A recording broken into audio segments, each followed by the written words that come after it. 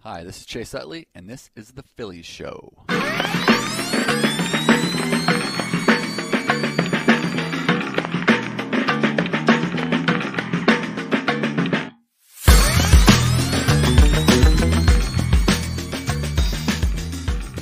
Hi, everybody. Welcome to the Phillies Show. Ruben Amaro Jr., Jim Salisbury, Todd Zolecki. Monday, July 15th, 2024. The Phillies finished the first half with 63 wins, franchise record 62 wins at the All-Star break.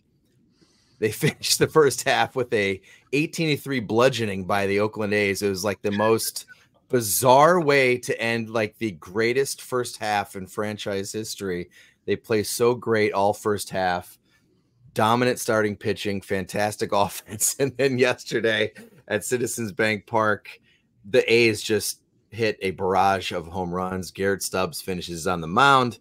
And I thought Kyle Schwarber summed it up best. He's like, well, this is when you need to kind of, look at the big picture. Today's a good big picture day as you go into the second half and you spread across the country. You remind yourself that, it was a pretty fun first few months. And, you remind yourself that we're in pretty good shape going into the second half. And you remind yourself that the eyes are on the big prize, which is the World Series. And so I don't think they were too happy, but I also don't think they were too crushed because this is not the 2016 Phillies, 2017 Phillies on their way to 90 wins or 90 losses. They'll be okay. But good first half for the Phillies other than yesterday, right? Yeah, yesterday was pretty ugly. One question was that game sponsored by Little Nona's or Ralph's? Because there were a lot of meatballs. Sorry, my dog. There were a lot. There were a lot of meatballs yesterday. I mean, you have Larry Butler hitting a couple bombs, and then Brent Rooker hits a couple bombs. Brent Rooker, who right-handed bat, right, corner outfielder, not really corner outfielder, more of a DH, but hits a couple bombs over the batter's face. That was the first time ever a batter's hit two 450-foot home runs or more since Statcast started measuring in the same game. That's how big. That's how many home runs were hit. That boy has some power. Yeah, he does. He's got some bat speed, and he hits the ball to all fields. If he wanted to audition for the Phillies, he certainly put on a show. But my dad would say back in the day, if it was a tough game like that, he would say they threw a shoe. They threw a shoe. Yeah, he threw his shoe. It was ugly. Yeah, it was a disappointing effort by Michael Mercado, who I like as a young man. I like the kid, but he just has, especially over his last couple of outings, just not able to command anything. I really like his arm. I really like his breaking ball. He's got an excellent curveball, but that curveball was shaped differently. It's not breaking in the 12-6 fashion. It's more, sort of 10 whatever, 10-5 or whatever. It's just not the same sort of break, and he's not able to command it. You can't command your fastball, you can't command your best pitch, you're in trouble. And he left a lot of pitches in the middle of the plate. And even got a little tidbit, funny story. I was driving up here to Carbondale, and lo and behold, I run into Topper, Rob Thompson, at a rest stop, random rest stop, as he's driving up to Canada. It was hilarious. I pull up and I'm look to my right. I go, I could see his gait, guy. He sort of walks with sort of a side to side gait. And I'm like, that's Topper. And so I stopped the car, rolled down the window, and said, hey. He looked at me. He's like, what are you doing here? It was hilarious. I took a picture with him and everything. It was hilarious. I took the picture with a couple of friends of mine, and I was like, it was so funny. We were sitting there. So anyway, he was concerned that maybe it got to the point where guys were, tipping pitches or something like that because they were getting tattooed so badly. But it was weird. I don't know if they were tipping. Some of that stuff was right over the plate. Oh, no, but that's what I told him. I said, I just haven't my vantage point in watching the game. partially from the ballpark and partially from the studio, it looked like there's a lot of pitches that were literally right down Broad Street and in the nitro zone. Well, the only reason that Mercado even sniffed yesterday was because Zach Wheeler could not pitch because he's had the back issue. And, talked to Zach yesterday. He's going to come back the second series following the All-Star break in Minnesota. So he's going to have about 12 or 13 days between starts. So, Zach Wheeler, they want to keep him healthy. So they skipped his start yesterday. They're going to push him back in the rotation. That rotation, guys, first half, phenomenal performance. Nothing I've seen close to that since 2011. Maybe go back even further than that. I can't remember the time of Phillies rotation was as dominant in the first half with Wheeler, Sanchez, Suarez, Nola, 3 All-Stars. Nola could have been an All-Star if you really dig into those numbers. He's really has some All-Star worthy numbers as well. Yeah, the rotation was great, but they end the first half with concern. Zach Wheeler doesn't make a start. Ranger Suarez has had really 3 poor ones in a row, and the 4th one was only so-so. So, there's 2 big concerns there. And until those guys are back on the mound looking like themselves, I will continue to have those concerns because this team is built on pitching. We saw this weekend what happens when you don't get good pitching. One of the worst teams in baseball lights you up. And that's what happened. They didn't get that. And in particular, you didn't get that good starting pitching. I know yesterday was a bullpen game, but All-Star break hitting at the right time. Zach Wheeler went from his back tightened up in the dugout between innings to he's had it for 2 or 3 starts to having an MRI to missing a start to now getting 12 days off. So, right. Yes, I'm concerned. Ranger Suarez went from a bad one to dead arm to now he's going to tight back. He's not going to pitch in the All-Star game. I'll be concerned until I see him back looking like himself. Yeah, I agree. Totally agree with you, Jim. My concerns are different from with Zach than with Ranger. With Zach, it's the back. I'm hopeful that it's just tightness and it's just bothering him and it's no big deal. Backs are tricky, as we know. They can be very tricky.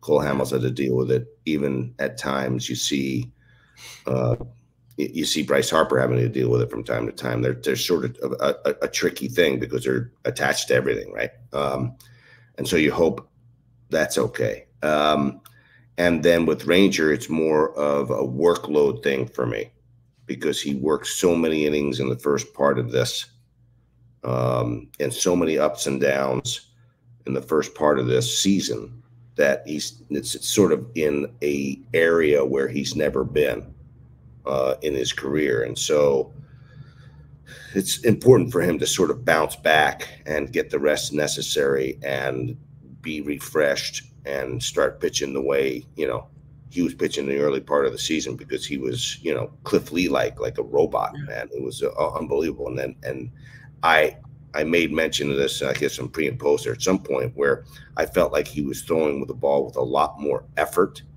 over the last couple of games. You can see him just trying to make his pitches instead of just letting them happen.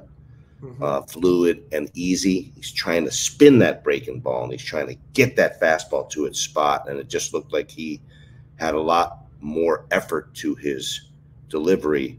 And I have a feeling that it might have to do with some fatigue in his overall body and arm. And hopefully this break will get him going again and get him refreshed to roll through the second half. Because you're right, Jim. If they're not pitching, it makes life really difficult. Look at some of the teams out there. I mean, you can talk about all the teams that are struggling. If it's not starting pitching, man, you're in trouble.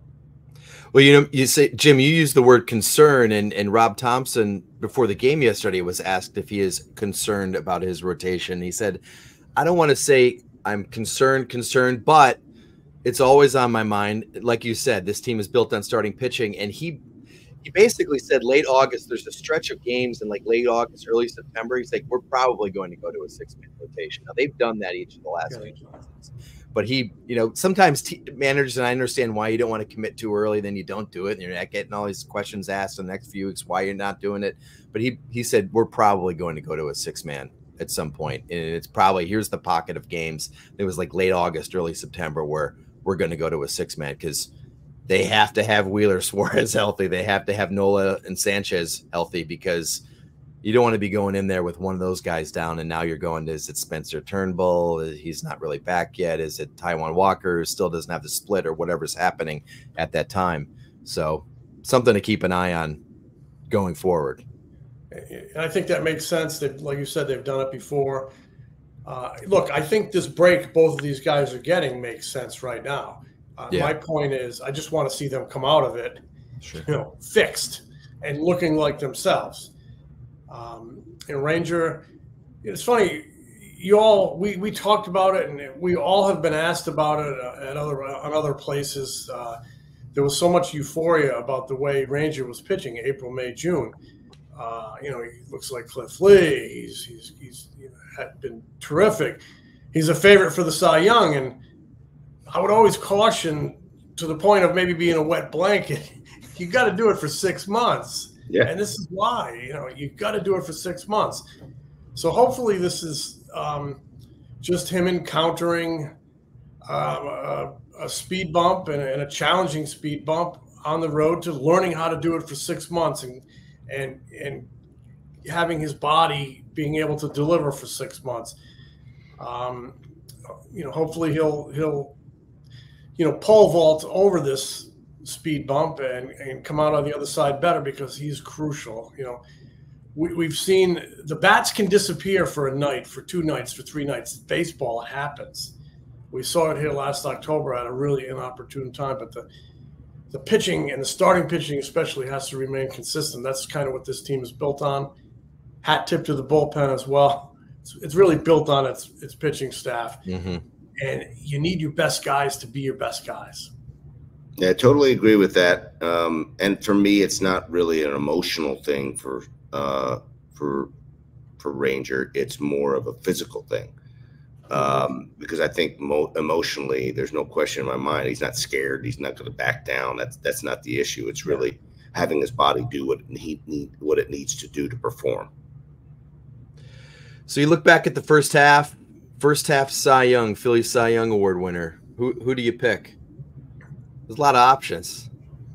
There are a lot of options. If you had to pick the Phillies' best pitcher, give him a $50 gift card to Starbucks. To Starbucks, let him go out and get a get a sponsor. We get a sponsorship with Starbucks. Get a cold brew. Go get a cold brew or whatever you want him to get. Who are you giving the $50 gift card to? Go ahead, Jimmy. Go ahead, Ruben. I got Zach Wheeler. He's so consistent. He's just so consistent. I just love the way he goes about it. And even when he doesn't have his best stuff, he's still firing off 6 innings for you, and mixing in a quality start. So it's Zach for me. Yeah, he's 10-4, 2.70 ERA. Nola leads the staff with wins with 11, but Wheeler's got the lowest ERA for whatever that's worth. Leads the team in strikeouts, only 35 walks in 116 innings. He's my guy as well. Yeah, I would agree with you, but I would, this speed bump has put a lot of attention on Ranger. He had a great first half still. He did. Chris Sanchez had a great first half, and underappreciated Aaron Nola had a terrific, consistent, workmanlike, professional, successful first half as well. So Wheeler is the winner, but they go 4 deep pretty good. They do. There's a lot of 1As there too. Yeah, they're really. I love the consistency of Aaron Nola. I mean, he really is. I mean, he gives up home runs because he leaves pitches in the middle of the plate because he throws so many strikes. And that's going to happen. But Cole Hamels used to give up home runs left and right. I mean, you start looking at the length and breadth of what Nola's done. I mean, it's pretty outstanding as well. Yeah, Nola's numbers are. I mean, just strikeouts. He's only walked 27 guys. in 119 innings. So you're right, Ruben. He's around the plate a lot. He gives up some home runs, but doesn't give up a lot of base runners. First half MVP, no brainer, right? Bryce Harper gets that hands down. Right. You can't really make. I mean, I guess you could make, if you wanted to be contrarian, you could say Alec Boehm is the first half MVP, and you could say Trey Turner. You could say Trey Turner's the first half MVP, but it's got to be Bryce Harper. The numbers were just off the charts good. It's Harper, but terrific supporting cast. You mentioned Turner. I mean, gosh, he's been otherworldly since coming back. Schwarber's having a great year, and Alec Boehm has got 70 RBIs, and he's really, Bryce Harper's Player of the Month twice, right? Yes, back May and June. Yeah, and Boehm has done a pretty good job behind Bryce Harper, giving pitchers something to think about. I think Boehm's had a tremendous year as well. So really good supporting cast behind Bryce Harper, but he's right there with all he's doing. I saw Boehm had. I was going to say real quick, I think Boehm's got 33 doubles. I saw this in the notes, post-game notes. I'm kind of probably butchering this, but it's like the second player with like 30-plus doubles, Phillies player at the breaks, other than Chase Utley. So these guys turned into a doubles machine. Oof. and an RBI machine. It's spectacular what he's done. And really, when you think about why Bryce Harper's had such a great first half, you got to give some love to Alec Boehm from the time that he slid into that 4-hole. Who was going to be that guy? It was JT in the early part of the season. Mm-hmm. Alec Boehm started swinging the bat. I remember mentioning it in a post game one time. Hey, at some point, that guy's going to have to slide into that 4-hole to protect Bryce Harper so that Bryce Harper can get some pitches to hit. Boom, it happened. And, I mean, those two guys were killing it for a while. They were killing it for a while. Killing it. You look at – let's keep looking back at the first half. Biggest disappointment has got to be Whit Merrifield. Whit Merrifield, they released him the other day. Now they're going to give Wes Wilson a look in left field. Clearly, they're going to be looking for a right-handed bat with some pop to play some left field. But, Whit Merrifield at the time looked like a great little signing. One of your $8 million veteran bat off the bench. He can play some left field, shortstop, the whole deal, and just did not produce. So they let him go on Friday. So utility guy's your biggest disappointment. That ain't bad. Right. Well, I have another guy, and that's Bryson Stott. Yeah, Bryson Stott for me. I mean, it was very disappointing that Whit Merrifield didn't, because he came in with a resume that was pretty strong, and making that adjustment. We've talked about this a million times, but making that adjustment to being a one a week or 2 a week player from being a six times a week player, so difficult for some players, and he just didn't really. He didn't really impact the team a whole lot. But Bryson Stott, I mean, it warrants some discussion, because I see things in his swing right now, especially at the end, that are concerning. He's not having the quality of the at-bat that he had pretty much for the first 2 years of his career. Yeah. You see him sort of flailing at pitches, trying to hit the ball out of the ballpark. He's dropping down. He's not using his top hand. There's not that length through the zone in his swing to make consistent contact. And it just looks like he's trying to drive the ball out of the ballpark. I'm not sure why he's trying to do that. Is it arbitration? Is it, is he just pressing? And I just thought that he would move in leaps and bounds this year. He was going to be like the guy that I thought would take the very next step to becoming like a tremendous everyday player, and perhaps a possible all-star type player. And while his defense has been excellent, there's no question about that. He hasn't let him affect him there. I just don't see him having the quality of the at-bats that he should be having. And I don't know if he's pressing for some reason or trying to do too much, but I just don't. It's a little surprising that he hasn't taken that next step forward. Yeah, so Stott's hitting. These numbers, they are eye-popping. He's batting .238, 6 home runs, 42 RBIs, a .676 OPS, and then you get into the StatCast numbers. The exit velo numbers, the hard hit rate, those are all, I mean, way down, way down towards the bottom of all hitters in baseball. Rob said yesterday that he thinks he keeps he's in between. Some days he comes out there and he's hyper aggressive. Some days he gets out there and he's hyper passive. They want him to try to strike a happy medium.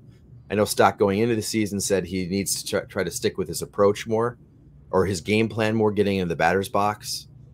And he says quite often, he'll be looking for, say, something away, and the first pitch is in, and then he'll just abandon that game plan and he'll start looking for something in, and then the pitch is away, fastball in the outer half, and then he just doesn't swing at it. So now he's in a hole, and now he's in an 0-2 hole. Now he doesn't know what he's doing. So I don't know, maybe he's getting into that where he's giving up on his game plan again. But yeah, those are not great numbers. He has not handled the fastball like he has in the past. Yep. And I think your point about lately he looks like he's trying too hard. What's the reason for that? I think when guys get off to slow starts and they know more is expected of them, they try to get it all back at once. So hopefully this and you can't do that. So hopefully this All-Star break will be a cleansing breath for him, and he can kind of hit the reset button Friday night in Pittsburgh, because we mentioned how much they need Suarez. They need this guy too. He's a vital cog, and they need more from him in that lineup. Especially if he's going to hit behind Bohm. I mean, Bohm needs some protection too, and he continues. Rob Thompson keeps throwing him out there behind Bohm. Doing that left-right combination, and I think when you talk about aggressiveness doesn't mean hit the ball out of the ballpark. Aggressiveness means getting a pitch, seeing it, and driving it. And I think he needs to stay in the middle of the field more consistently, because he has the ability to hit the ball the other way. He has the ability to hit the ball up the middle. He doesn't have to pull the baseball to have success. And in fact, he'll all you got to do is watch Bryce Harper, when he's driving the ball to the opposite field, hitting the ball out to the opposite field, but hitting doubles to left field. That's when he has his most success. He has a much better plate coverage. And I think you're right, Jimmy. He needs a reset, and hopefully he gets back into that right mindset where he's just using the middle of the field more aggressively. Maybe he needs a standing ovation. Yeah, that seemed to work for Trey in the second half. Good point. Work for Bohm, work for Trey. You never know. A little bit of love for Bryce and Todd. Maybe that goes a long way. Nick Castellanos finished the half pretty well. He got to such a brutal start, and we've talked about him a lot. He hit 268, 9 home runs, 30 RBIs from May 19th through the All-Star break. That's a 792 OPS. That makes him one of the top third most productive hitters in baseball since May 19th. He's going to have some ugly games in there, but that should make the Phillies feel a little bit better going into the second half, knowing that they're getting some more consistent production from Nick as they try to address their needs, I would imagine, right? If you're Dave Dombrowski, feel better about that lineup. There still is a need for a right-handed bat. If you could get the right guy to platoon with Marsh, you're going to have the cumulative combination of a pretty good player, Yeah, so I want to ask you guys this question. I don't think he's going to come to the Phillies, but we talked about him at the beginning of the show, Brent Rooker. He hits those 2 450-foot bombs last night. He has played some left field before, but he's only played left field, I think, 9 times all year, and not once since May 30th. He's, I guess, regarded as a below-average defender in left field. Do you, Ruben, what, you were in this spot. You talk a lot about defense and how you love defense, and you got to have the defense. How about the pitchers? Could you make a guy like that work, knowing that he's a below-average defender and knowing that Schwarber's your DH? Put him in left field? It depends on what below-average defender means, because we used to talk about Pat Burrell not being able to, being below average. And the below average was because he could not get to certain balls because he just couldn't move that well. He had that foot problem for a while, but the routes and the balls that he could get to, Pat would catch. If he's that type of left fielder, then I'm fine with it. Because if you get to the ball, you catch the baseballs that you're supposed to catch, then I'm okay with, getting a guy like that. I don't know enough about his defense because I haven't seen him play enough to No be one able to have has. the right, to be able to know whether to have that opinion. I'm sure their scouts had, over the years, Mike Gondo, I'm sure, has his boys having seen him at some point out there in left field, and they probably have some reports on him. But you have to be careful about this, because he's got to be able to catch the baseball, and you're not putting Kyle Schwarber out there to play left field. That's just not happening. The man, blew out his groin. His groin going out there, like the one game he played out there. Kyle Schwarber's the DH, and they're not platooning the DHs. So, so I think it's a tough decision. He's a guy that, if you're going to go get him, you package him with Miller, and then you really have to give up a lot for him. If you're going to give up a lot, and you're going to dip into the Justin Crawford, Abel, Painter, Miller type of prospect. Abel not as much, but certainly Painter, Crawford, and Miller. If you're dipping into that pool, me as a GM, I would move one of those guys for those two players, but not for just one. Okay. Because then you're hitting two needs, and you just roll the dice. Then you're getting a stud guy in the back end for 5 years, and you kind of go from there. That's the only way I would move any of those big three. Before we get back to that with Miller and stuff, I mean, defense is such a real consideration for me, especially behind this pitching staff, especially in October, when one run can make your dreams come true or break your heart. Mm-hmm. I think back to Game 5 I think it was Game 5 of the 2022 World Series at Citizens Bank Park. Hoskins doesn't make a play. Chas McCormick does make a play. That was such a big turnaround. Defense is, to me, a real consideration with Rooker. I wonder if the guy from Anaheim, Taylor Ward, or the guy from Washington, Lane Thomas, both hit lefties. I wonder if that might be a better fit. Obviously, they don't have the dynamic power that Rooker has. I mean, that was a show he put on, and then, right in this ballpark in front of this team, there was drama to it. But Friday night, Miller put on a show too. What a body, what a release, what an arm, what ride on that fastball. And you think about how expensive he'd be because of the 5 years of control. But there are mitigating factors. He had a strain of his UCL last year. Didn't get it. Relievers can be up and down. You don't know what he's going to be like over that 5 years of control.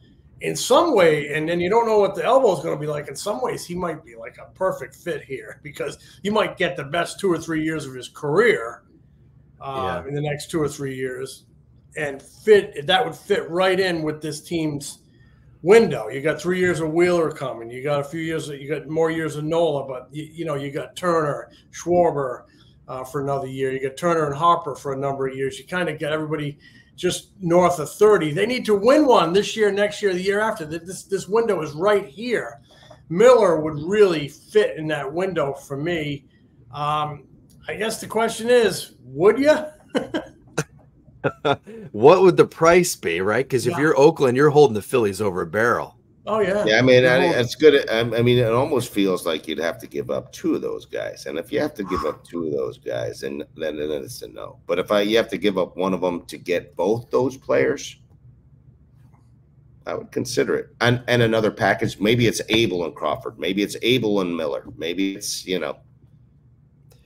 or some other pitching prospect or young prospect infielder that they have. There's a couple of them they have way down below that are pretty darn good. I mean, they're not the only prospects they have. We're just talking about the blue chip,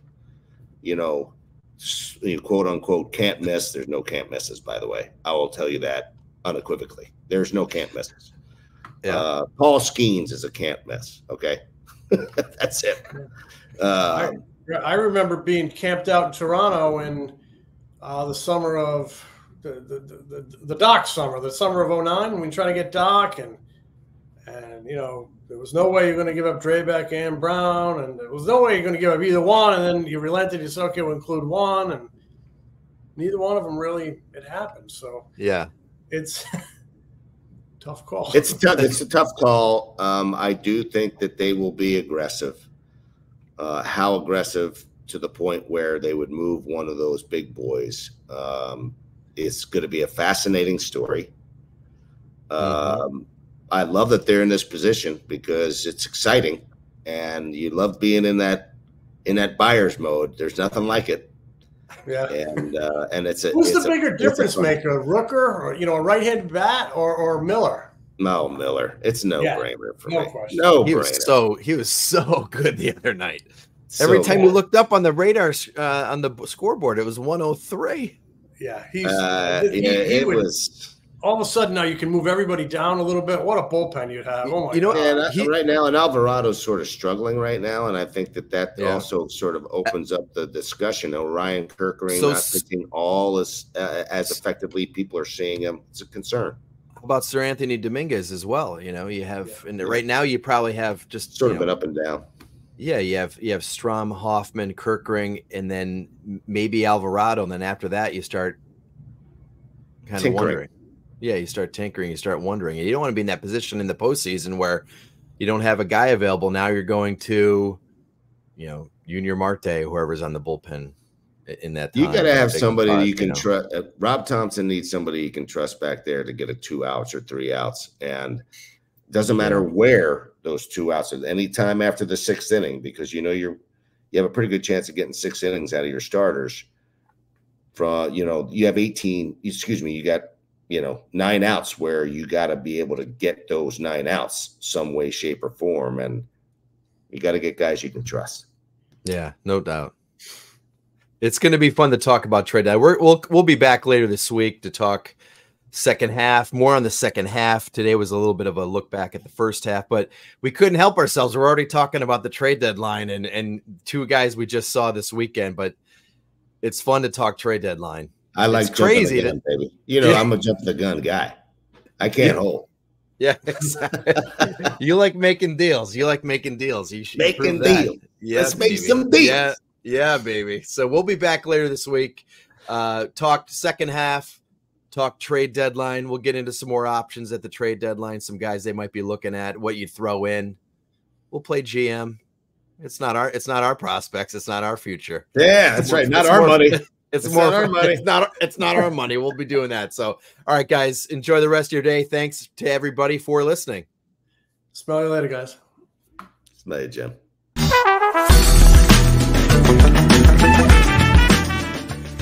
This is The Phillies Show. If you haven't already, please subscribe to The Phillies Show wherever you get your podcasts.